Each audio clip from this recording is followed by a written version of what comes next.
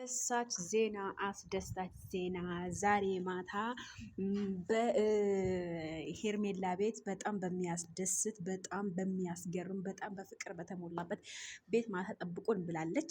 እንግዲህ እናንተ በመጠበቅ ላይ በጉጉት እንጠብቃለን። እንግዲህ መልካም የፍቅር ጊዜ እንመኛለን።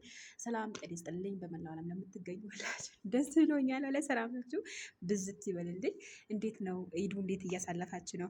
ሄርሜላና አብርሽ እንደዚህ ደምቀው እንደዚህ ተውበው እንደዚህ አምረው በፍቅር ጊዜ ጠብቁን እያለች ነው። እንግዲህ ማታኛም በጉጉት እንጠብቃለን። ብዙዎቻችሁ ትላንትና በተሰራው ቪዲዮ ንጭንጭ ብላችሁ ነበረ።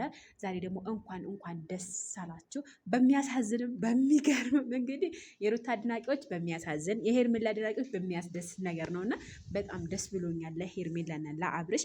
እውነት በዚህ ደረጃ እንደዚህ አምሮባችሁ ደምቃችሁ ማታ ደግሞ በፍቅር ጊዜ ጠብቁ ማለታችሁ ለእኛ ትልቅ ነገር ነው። እናመሰግናለን። በነገራችን ላይ በእኛ እንትን ስለምትመሩ ማለት ነው፣ በእኛ ጭንቅላት ስለምትመሩ ለማንኛውም እንኳን ደስ አላችሁ።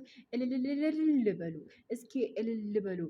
ስትሉ ሊያችሁ እንደዚህ አምረው እንደዚህ ደምቀው እንደዚህ ወይኔ አቤት አቤት አቤት አቤት አቤት ወይኔ ፍቅሬስ፣ የኔ ፍቅሬስ፣ የኔ ህይወትስ መቼ ነው የሚጀምረው? ግን በነገራችን ላይ ብቻ ህይወት መኖር እኮ ብቻ የሚኖሩ ሰዎች እኮ ትዳር ይዘው ስደት ዓለም ላይ መጥተው ብቻ ሲኖሩ እኮ እንደ በቃ ምን ልበላችሁ ህይወት